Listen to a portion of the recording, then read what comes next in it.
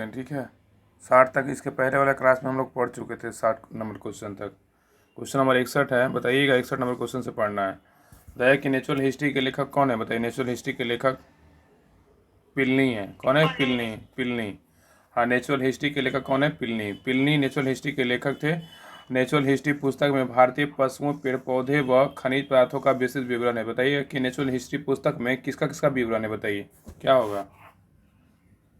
Natural history पुस्तक में भारतीय पशु, पेड़ पौधे और खनिज पदार्थों का विस्तृत विवरण है। हाँ, तो याद रखिएगा ना कि नेचुरल हिस्ट्री पुस्तक में भारतीय पशु, पेड़ पौधे और खनिज पदार्थों का विवरण है। नेक्स्ट है टॉलमी की पुस्तक भारत का भूगोल है। भारत का भूगोल किसकी पुस्तक है, तो क्या होगा। टॉलमी की पुस्तक। हाँ, भारत का भूगोल किसका पुस्तक है? टॉलमी का है। नेक्स्ट है अरस्तु। अरस्तु की कृति हिस्ट्री ऑफ एनिमल और पॉलिटिक्स, रेटोरिक, यूडेमियन एथिक्स आदि है। तो देखिए अरस्तु की कौन कौन पुस्तक है अरस्तु का, बोले तो। अरस्तु की कृति history of animal, politics, rhetoric, Eudemian ethics आदि है। हाँ, तो अरस्तु का जो कृति है ना, हिस्ट्री ऑफ एनिमल है अरस्तु का है, पॉलिटिक्स अरस्तु का है, रिटोरिक अरस्तु का है, यूडेमियन एथिक्स अरस्तु का है। और नेक्स्ट बोल रहा है सिकंदर महान अरस्तु के शिष्य थे। बताइए सिकंदर महान किसके शिष्य थे, तो क्या होगा। सिकंदर महान अरस्तु के शिष्य थे। हाँ, सिकंदर महान जो थे ना अरस्तु के शिष्य थे। नेक्स्ट है इतिहास के पिता हेरोडोटस की कृति हिस्टोरिका है। तो जाएगा इतिहास के पिता हेरोडोटस, इसका पुस्तक का नाम क्या है, तो क्या होगा। ये इतिहास के पिता हेरोडोटस की कृति जो है ना हिस्टोरिका, याद रखिए क्या है। हिस्टोरिका नामक पुस्तक किसने लिखा है? हेरोडोटस ने लिखा है। इसका लेखक कौन है? हेरोडोटस, याद रखिए। क्वेश्चन नंबर 62 है, कह रहा है कि निम्नलिखित में से कौन से भारत के राष्ट्रीय खेल दिवस के बारे में सही कथन है। बताइए इसमें कौन सा जो है ना सही कथन है राष्ट्रीय खेल दिवस के बारे में। इसमें जो है ये एक हो और जाएगा सी 1, 2, 3। राष्ट्रीय खेल दिवस भारत में प्रतिवर्ष 29 अगस्त को मनाया जाता है। और दूसरा नंबर है कि यह मेजर ध्यानचंद के सम्मान में मनाया जाता है। तीसरा कि भारत के राष्ट्रपति इस दिन प्रतिभावान खिलाड़ियों का सम्मान करते हैं। तो याद रखिएगा ना कि बोल रहा है कि राष्ट्रीय खेल दिवस के बारे में इसमें कौन सा कथन सही है। तो 1, 2, 3 तीनों कथन सही है। इसमें चौथा नंबर गलत है। ये क्या है? गलत है। इसमें सही क्या है कि राष्ट्रीय खेल दिवस जो है ना भारत में प्रतिवर्ष 29 अगस्त को मनाया जाता है, बिल्कुल सही है। यह मेजर ध्यानचंद्र के सम्मान में मनाया जाता है, ये भी सही है, बिल्कुल सही है। और भारत के राष्ट्रपति इस दिन प्रतिभावान खिलाड़ियों का सम्मान करते हैं, ठीक है। तो क्या कह रहा है कि राष्ट्रीय खेल दिवस में 29 अगस्त को मनाते हैं, सही है। और यह मेजर ध्यानचंद के सम्मान में मनाया जाता है राष्ट्रीय खेल दिवस, ये भी बिल्कुल सही है। और भारत के राष्ट्रपति इस दिन प्रतिभावान खिलाड़ी का क्या करते हैं? सम्मान करते हैं। ये तीनों कथन सही है, लेकिन 2019 में इस दिन मैरी कॉम को खेल रत्न पुरस्कार के लिए नामांकित किया गया था, ये गलत है। 1, 2, 3 सही है। आगे कह रहा है कि इसमें जो है राष्ट्रीय खेल दिवस संबंधित निम्नलिखित कथन सही है। पहला है कि राष्ट्रीय खेल दिवस भारत में प्रतिवर्ष 29 अगस्त को मनाया जाता है, बिल्कुल सही है। और यह मेजर ध्यानचंद के सम्मान में मनाया जाता है, ये भी सही है।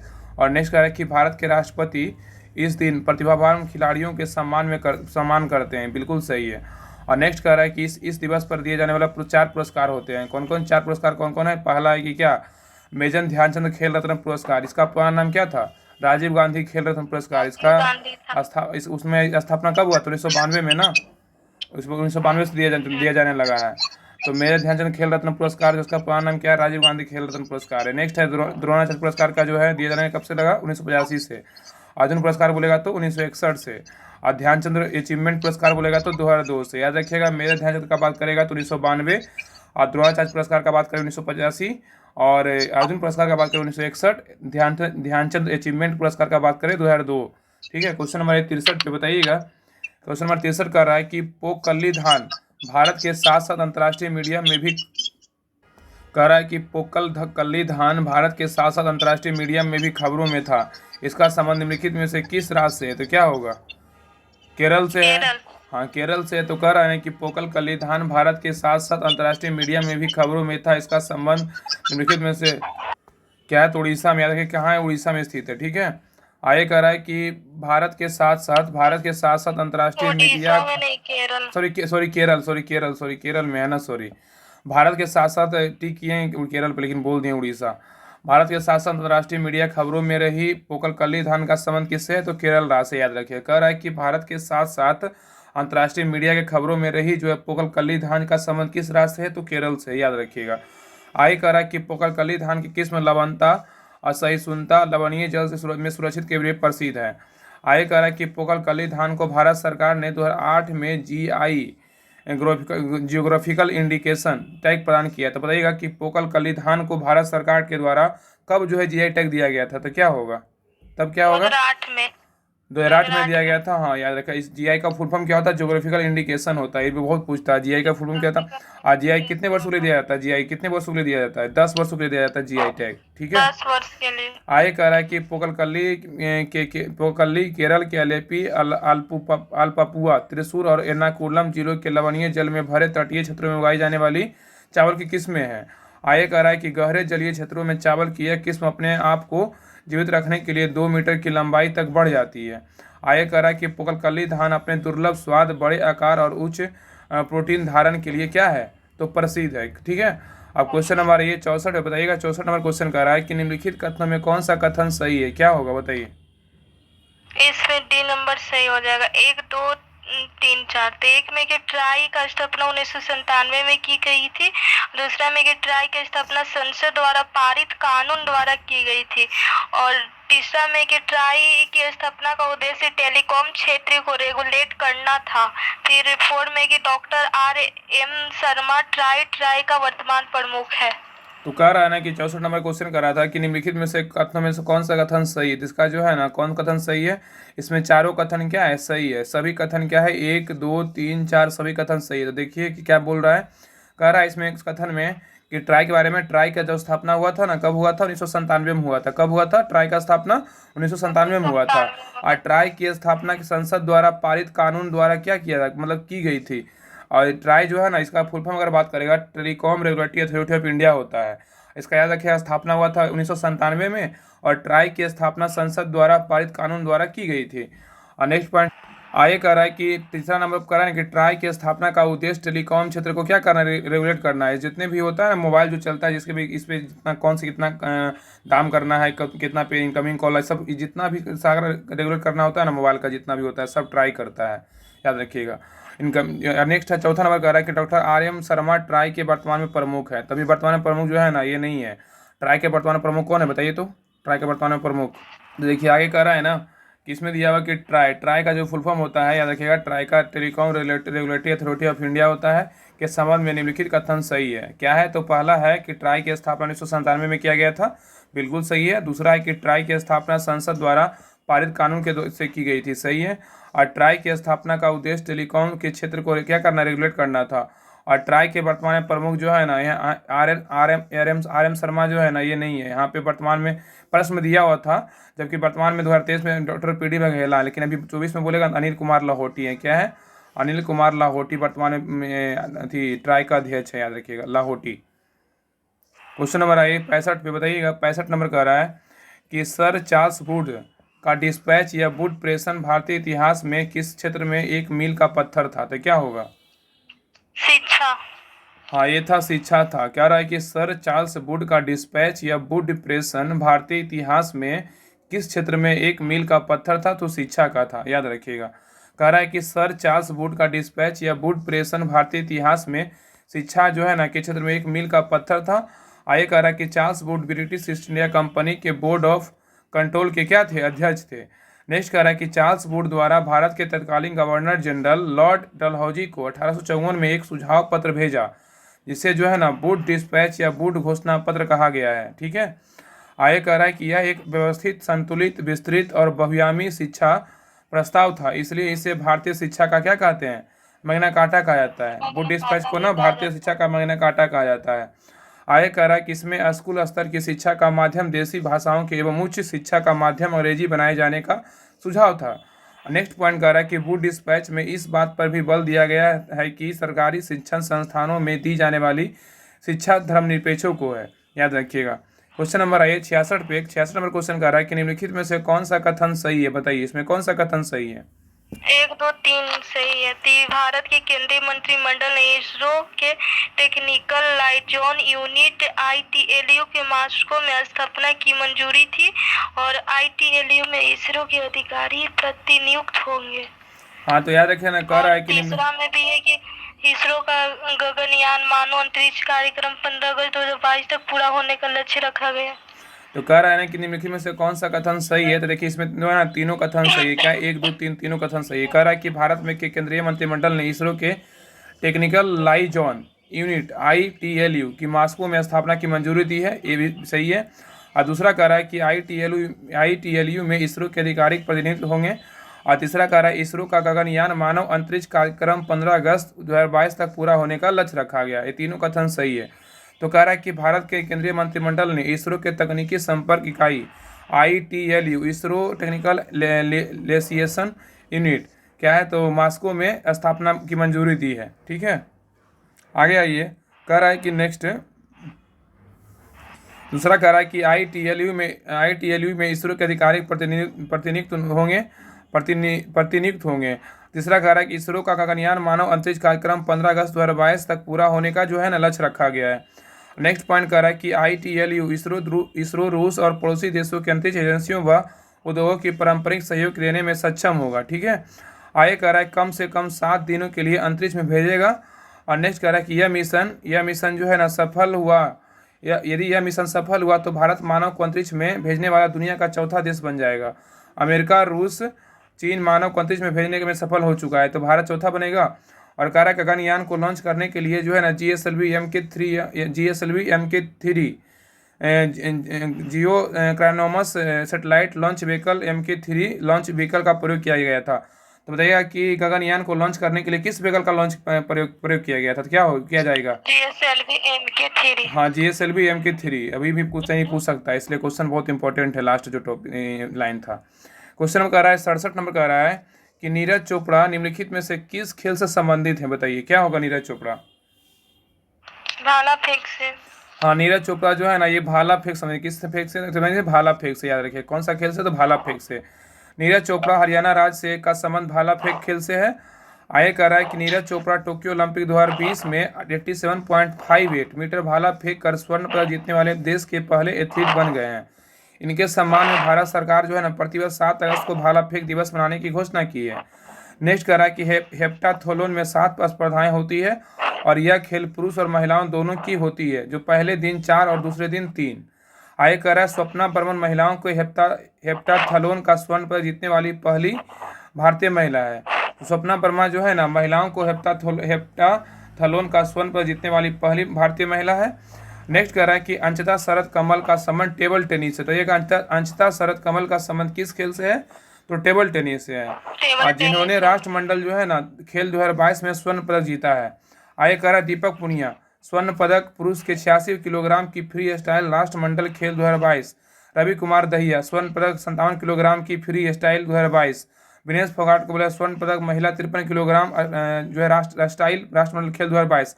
आदि का संबंध जो है ना कुश्ती से। याद रखिए दीपक पुनिया का संबंध कुश्ती से है, रवि कुमार दहिया का संबंध कुश्ती से है, विनेश फोगाट का संबंध किससे है? तो कुश्ती से। याद रखिएगा ये सब खेल का जो संबंध है ना याद रखिएगा, बहुत इंपॉर्टेंट है। क्वेश्चन 68 कह रहा है कि निम्नलिखित में सुमेलित कीजिए। बताइए इसमें जो है ना कौन सा जो है कह रहा है कि इसमें मिलान करना है। तो बताइएगा कि अहमदाबाद मिल हड़ताल कब हुआ था? तो क्या होगा बताइए? 1918। हाँ 1918 में। कब हुआ था? 1918 में हुआ था। कब हुआ था? 1918 में हुआ था। याद रखिएगा अहमदाबाद मिल हड़ताल कब हुआ था? 1918 में। खेड़ा सत्याग्रह कब हुआ था? खेड़ा बोलेगा तो 1918। खेड़ा हुआ था 1918 में हुआ था। याद रखिए खेड़ा हुआ था 1918 में। जलियांवाला बाग हत्याकांड कब हुआ था? सबको पता है 1919 को हुआ था। और चंपारण सत्याग्रह कब हुआ था? तो कब हुआ था? 1917 में। हाँ तो याद रखिएगा ना कि अहमदाबाद मिल हड़ताल हुआ था 1918 में, खेड़ा सत्याग्रह हुआ था 1918 में, जलियांवाला बाग हत्याकांड हुआ था 1919 में, और चंपारण सत्याग्रह हुआ था 1917 में हुआ था। आगे कह रहा है कि नेक्स्ट है घटना का सही मिलान है। तो अहमदाबाद मिल हड़ताल हुआ था 1918 में, खेड़ा सत्याग्रह हुआ था 1918 में, और जलियांवाला बाग हत्याकांड हुआ था 1919 में, और चंपारण सत्याग्रह हुआ था 1917 में। देखिए ये जो क्वेश्चन है ना 64 पोस्ट वाले जो मेंस हुआ था एग्जाम, उसमें 73 नंबर क्वेश्चन पूछा हुआ है। इसलिए इस बुक को आप ना स्क्रिप्ट मत कीजिए, जितना होता है ना अभी पढ़ते हैं उसके बाद इसको वीडियो देखा कीजिए, क्योंकि बहुत फ़ायदा करेगा। देखिएगा ना आप जितना फायदा देखिएगा उतना ज़्यादा फायदा करेगा, क्योंकि रिवीजन करने से जितना रिवीजन होगा ना उतना ज़्यादा क्वेश्चन याद रहेगा। क्योंकि हम लोग पता है रिवीजन नहीं करते हैं ना, इसलिए क्वेश्चन हम लोग को टेस्ट में गलत होता है, लगता है कि नहीं तो पढ़ा हुआ ये था, कैसे गलती हो गया। क्योंकि उस चीज़ पर हम दोबारा रिवीजन नहीं करते, एक बार पढ़ लिए। सबके साथ है, मेरे साथ भी सबके साथ है। याद रखें ना कि अहमदाबाद मिल हड़ताल जो हुआ था 1918 में, खेड़ा सत्याग्रह हुआ था 1918 में, जलियांवाला बाग हत्याकांड हुआ था 1919 में, और चंपारण सत्याग्रह हुआ था 1919 में। आपको बता रहे हैं पूरा यूट्यूब पे जो है ना, जिस तरह से हम लोग पढ़ते हैं इस तरह से वीडियो चंपारण कहीं सत्याग्रह 1917 17 में हुआ था। इस तरह से वीडियो कहीं नहीं मिलने वाला है, क्योंकि सब जो है ना सिर्फ क्वेश्चन पढ़ता है, आंसर बोलता है। डिटेल कौन पढ़ता है? कोई नहीं पढ़ता। सब जानता है कि 1 घंटा पढ़ेंगे तो 10 को क्वेश्चन पढ़ेंगे। इसलिए नहीं मिलेगा वीडियो कहीं भी, इसलिए जितना होता है रिवीजन कीजिए, बहुत फायदा करेगा। कह रहा है कि नेक्स्ट जो है ना चंपा, क्योंकि इतना सब लोग पागल थोड़ी ना, 400-500 लोग व्यू देख रहा है, तो वो तो दूसरे को ही देख रहा है ना, जो जिसको अच्छा लग रहा है। नेक्स्ट कह रहा है कि चंपारण सत्याग्रह की सफलता के बाद गांधी जी का अगला प्रयोग 1918 के अहमदाबाद की एक कॉटन टेक्सटाइल मिल के अहमदाबाद मिल हड़ताल था। ठीक है, क्वेश्चन नंबर आइए नेक्स्ट पे।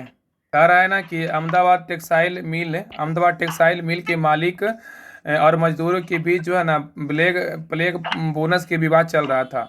आगे कह रहा है कि खेड़ा सत्याग्रह गुजरात के खेड़ा जिले में अंग्रेजी सरकार द्वारा कर वसूली के विरुद्ध एक आंदोलन था। इसे इसे प्रथम असहयोग आंदोलन भी कहा जाता है। तो कह रहा है ना कि खेड़ा सत्याग्रह गुजरात के खेड़ा जिले में अंग्रेजी सरकार द्वारा कर वसूली के विरुद्ध एक आंदोलन था। इसे प्रथम असहयोग आंदोलन भी कहा जाता है। और नेक्स्ट कह रहा है कि 100 साल पहले 13 अप्रैल 1919 को पंजाब के अमृतसर 100 साल पहले 13 अप्रैल 1919 को पंजाब के अमृतसर स्थित जलियांवाला बाग में बैसाखी के पावन पर्व को मनाने के लिए इकट्ठा हुए निहत्थे हजारों लोगों पर जनरल डायर ने अंधाधुंध क्या किया, 1650 राउंड क्या गोलियां चलवा दी थी जलियांवाला बाग हत्याकांड में। जनरल डायर चलवा दिया था। और नेक्स्ट कह रहा है कि तिनकाठिया पद्धति के विरुद्ध गांधी जी के नेतृत्व में बिहार के चंपारण जिले से सन 1917 में चंपारण सत्याग्रह गांधी जी का पहला सत्याग्रह था। तो कह रहा है कि तिनकाठिया पद्धति के विरुद्ध गांधी जी के नेतृत्व में बिहार के चंपारण जिले में सन 1917 में चंपारण सत्याग्रह गांधी जी का पहला सत्याग्रह था, याद रखिएगा। क्वेश्चन नंबर कह रहा है कि 69 नंबर कह रहा है कि हिंद स्वराज के लेखक निम्नलिखित में से कौन थे? बताइए क्या होगा हिंद स्वराज के लेखक? गोपाल महात्मा गांधी थे ना, महात्मा गांधी। हिंद स्वराज पुस्तक के लेखक कौन है? तो महात्मा गांधी है। देखिए क्वेश्चन जो है, ये भी क्वेश्चन जो है ना पीटी एग्जाम में पूछा हुआ 55 नंबर क्वेश्चन है पीटी एग्जाम में। हिंद स्वराज के लेखक जो है ना महात्मा गांधी है।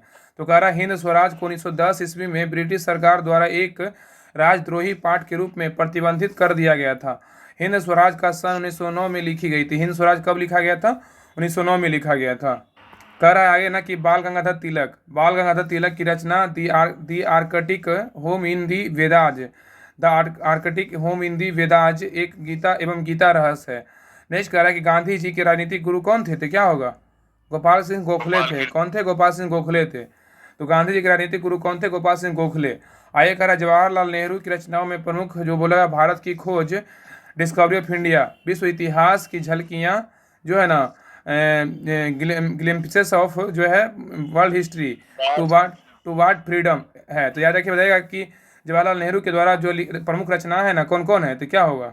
भारत की खोज है, विश्व इतिहास की झलकियां है, और टू वार्ड फ्रीडम। ये 3 पुस्तक जो है ना जवाहरलाल नेहरू का, कौन कौन? भारत की खोज, विश्व इतिहास की झलकियां और टू वार्ड फ्रीडम, ये तीनों जो है ना जवाहरलाल नेहरू की पुस्तक है, याद रखिएगा। क्वेश्चन नंबर 70 पे आइए, बताइएगा। 70 नंबर क्वेश्चन कह रहा है कि खमसिन निम्नलिखित में से किस देश का स्थानीय पवन है? तो क्या होगा? मिस्र का है। खमसिन कहाँ का है? तो मिस्र का, याद रखिए। खमसिन जो है ना मिस्र देश का स्थानीय पवन है। सहारा मरुभूमि के दक्षिण में विशेषता मिस्र में चलने वाली एक गर्म स्थानीय पवन है। जोंडा पवन अर्जेंटीना के स्थानीय पवन है, जो अर्जेंटीना के एंडीज पर्वत के पूर्वी ढलान पर बहती है। आगे कह रहा है कि चिनूक जो है ना अमेरिका में चलने वाली गर्म व शुष्क जो है ना स्थानीय पवन। चिनूक कहाँ का है? तो अमेरिका का है। गर्म एवं शुष्क जो है ना स्थानीय पवन है। लेकिन अगर पूछेगा कि खमसिन कहाँ का है? तो मिस्र का है। नेक्स्ट कह रहा है कि मिस्टल जो है ना रोन घाटी मतलब फ्रांस में चलने वाली ठंडा तथा शुष्क हवा है। तो अगर खमसिन बोलेगा तो मिस्र का हो जाएगा, लेकिन चिनूक बोलेगा तो अमेरिका का हो जाएगा। गर्म तथा शुष्क स्थानीय पवन है। लेकिन अगर मिस्टल का बात करेगा तो रोन घाटी फ्रांस में चलने वाली ठंडी तथा शुष्क हवा है। और हरमट्टन जो है ना सहारा मरुस्थल के दक्षिण पश्चिम दिशा में चलने वाली गर्म तथा शुष्क हवा है। इसी को ना हरमट्टन को डॉक्टर्स पवन कहते हैं, डॉक्टर्स पवन, याद रखिएगा। क्वेश्चन नंबर है 71 नंबर, ये तो मैथ का क्वेश्चन है, इसको बना लीजिएगा, इसको देख लीजिएगा। 71 नंबर मैथ का, इसको स्क्रिप्ट करते हैं। आप क्वेश्चन नंबर आइए 72 पे। 72 का रहा है क्वेश्चन नंबर 72 कि जयप्रकाश पुल मतलब जेपी सेतु निम्नलिखित में से किस नदी पर स्थित है? बताइए क्या होगा? सबको पता है गंगा नदी पे है जेपी सेतु, अपना पटना में है। तो यार जयप्रकाश पुल जो है ना जेपी सेतु पुल निम्नलिखित में किस नदी पे स्थित है? गंगा पे है। जयप्रकाश पुल जेपी सेतु गंगा नदी पे स्थित है। दीघा सोनपुर पुल बिहार गंगा नदी के एक रेल सड़क पुल है। लोकनायक जयप्रकाश नारायण को भारत छोड़ो आंदोलन के नायक के रूप में जाना जाता है? बताइएगा। भारत छोड़ो आंदोलन के नायक के रूप में किनको जानते हैं? जयप्रकाश नारायण को जानते हैं। ठीक है। आगे कह रहा है प्रधानमंत्री इंदिरा गांधी। प्रधानमंत्री इंदिरा गांधी के खिलाफ 1970 के दशक में विपक्ष के लिए जेपी को याद किया जाता है। प्रधानमंत्री इंदिरा गांधी के खिलाफ 1970 के दशक में विपक्ष के लिए जेपी को याद किया जाता है। आगे कह रहा है कि जेपी ने संपूर्ण क्रांति का आह्वान किया था।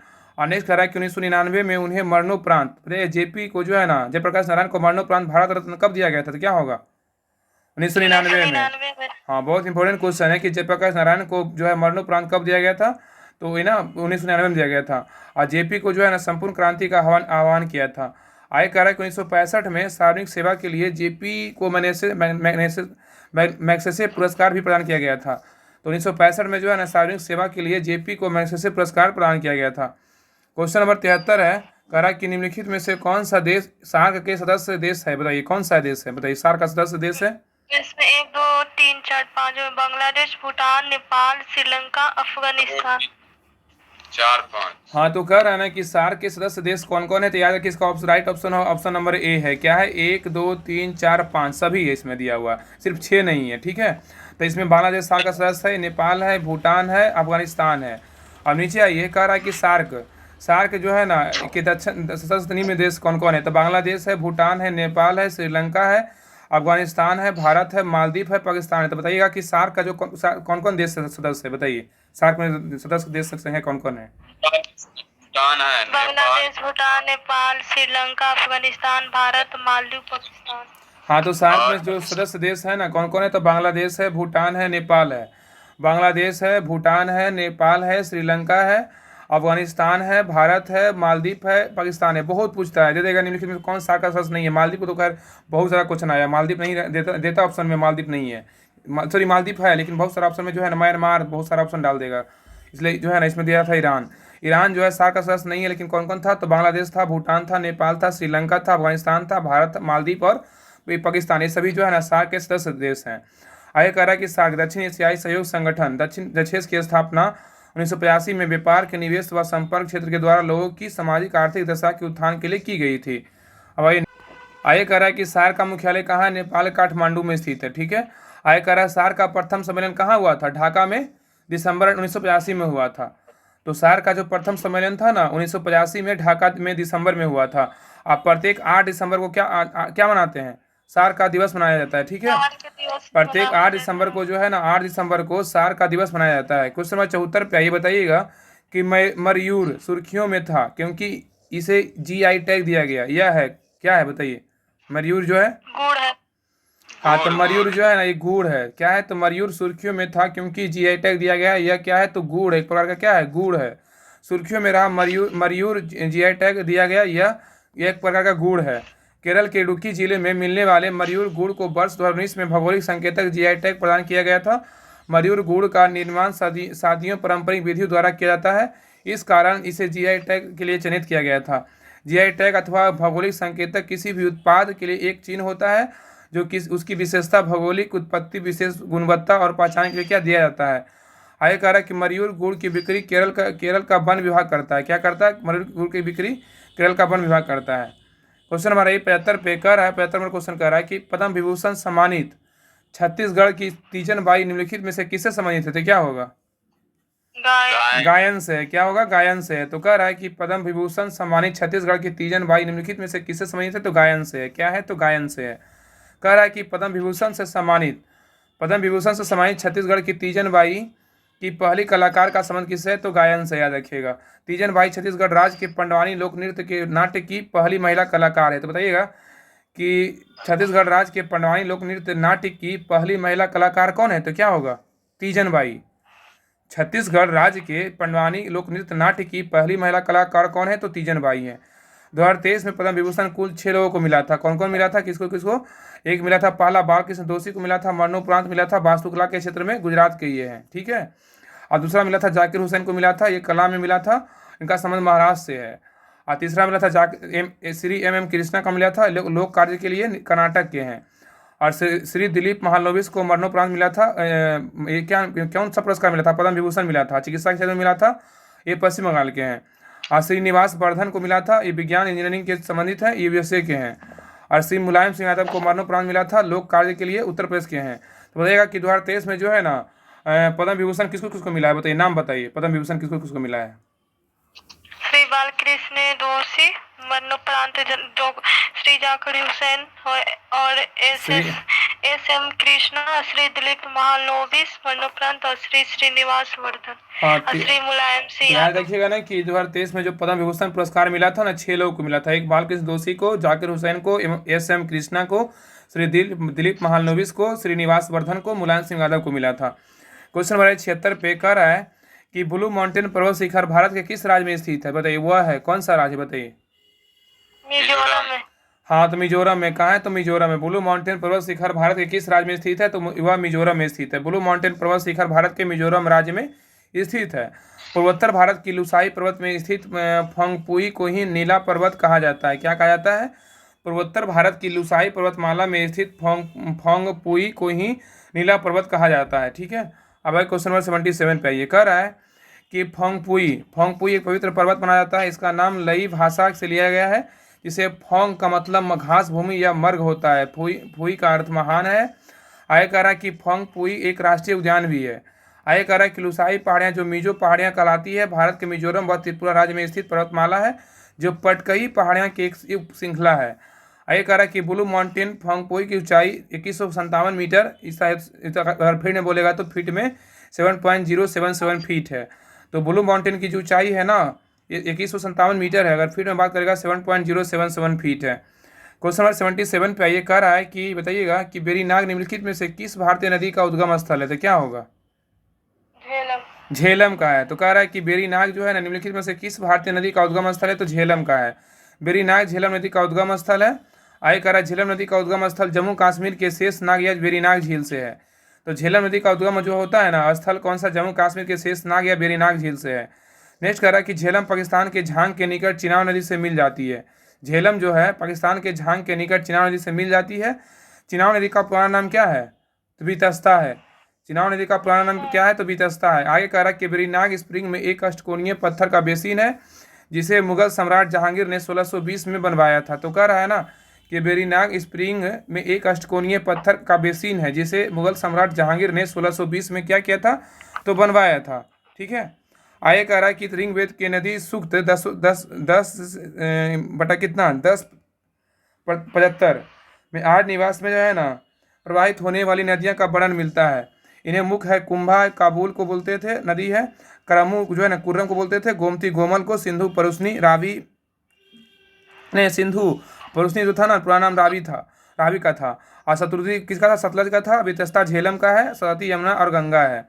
तो कह रहा है कि ऋग्वेद की नदी सूक्त जो है ना आर्य निवास में प्रवाहित होने वाली नदियों का वर्णन मिलता है। इसमें मुख्य कुंभा मतलब काबुल नदी पहले का नाम था, करमू तो कुर्रम को जो है करमू बोलते थे, और गोमल को गोमती कहते थे, सिंधु अब रावी को प्रश्न बोलते थे अभी वर्तमान में, मतलब पहले बोलते थे सॉरी, और शत्रुंजय को सतलुज और वितस्ता को झेलम और सरस्वती और यमुना और गंगा है।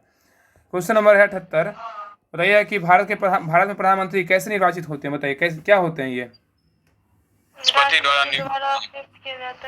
भारत में प्रधानमंत्री जो है ना ये क्या होते हैं, राष्ट्रपति द्वारा क्या होते हैं, नियुक्त किया जाता है। बहुत इंपॉर्टेंट क्वेश्चन है ये, तो याद रखिए भारत में प्रधानमंत्री क्या होते हैं, राष्ट्रपति द्वारा नियुक्त किया जाता है।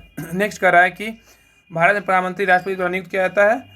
अनुच्छेद 75 में यह प्रावधान है कि राष्ट्रपति प्रधानमंत्री की नियुक्ति करेगा और अन्य मंत्रियों की नियुक्ति राष्ट्रपति प्रधानमंत्री की सलाह पे करेगा। तो देखिए अनुच्छेद 75 में क्या बोला गया है, तो क्या होगा, अनुच्छेद 75 में कि प्रधानमंत्री की नियुक्ति करेगा तथा अन्य मंत्रियों की नियुक्ति राष्ट्रपति प्रधानमंत्री की सलाह पे करेगा। तो अनुच्छेद 75 में कहा गया है ना कि यह अनुच्छेद 75 में यह प्रावधान है कि राष्ट्रपति जो है ना प्रधानमंत्री की नियुक्ति करेगा और अन्य मंत्रियों की नियुक्ति जो है ना राष्ट्रपति प्रधानमंत्री की सलाह पे करेगा। ठीक है, और इसी में अगर देता है क्वेश्चन कि मतलब राज्यपाल मुख्यमंत्री की नियुक्ति करेगा और अन्य मंत्रियों की नियुक्ति मुख्यमंत्री की सलाह पे राज्यपाल करता है, कौन सा अनुच्छेद में, तो क्या होगा, अनुच्छेद 75। अरे हम मुख्यमंत्री का बात किए ना, हम प्रधानमंत्री का थोड़ी बात किए। हम ये पूछे ना कि अगर राज्यपाल मुख्यमंत्री की नियुक्ति राज्यपाल का 164 है कि 163 है, 164 एज का उल्टा होता है। ठीक है ना, मतलब मुख्यमंत्री की नियुक्ति राज्यपाल करता है, अन्य मंत्रियों की नियुक्ति राज्यपाल के मुख्यमंत्री की सलाह पे राज्यपाल करता है। जैसे ही प्रधानमंत्री है उसमें राज्य में मुख्यमंत्री होता है। और नेक्स्ट कह रहा है कि प्रधानमंत्री मंत्रिपरिषद का नेता होता है। आगे कह रहा है अनुच्छेद 78 में कहा गया है, अनुच्छेद 78 के अनुसार प्रधानमंत्री का यह कर्तव्य है कि वह संघ के प्रशासन संबंधी विधान विषयक व सभी जानकारी मांगने जाने की राष्ट्रपति को दे दे। आगे कह रहा है कि प्रधानमंत्री को पद की शपथ राष्ट्रपति द्वारा दिलाई जाती है। प्रधानमंत्री को पद की शपथ जो है राष्ट्रपति के द्वारा क्या होती है, दिलाई जाती है। आगे कह रहा है कि 51वां संविधान संशोधन अधिनियम 2003 के द्वारा यह व्यवस्था की गई कि मंत्रिपरिषद में मंत्रियों की कुल संख्या प्रधानमंत्री सहित लोकसभा में कुल सदस्यों की संख्या 15% से अधिक नहीं होगी।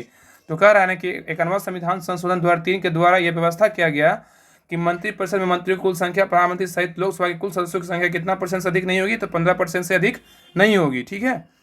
क्वेश्चन 79 कह रहा है कि 1931 में इंडियन नेशनल कांग्रेस का अधिवेशन कहाँ आयोजित किया गया था, तो क्या होगा?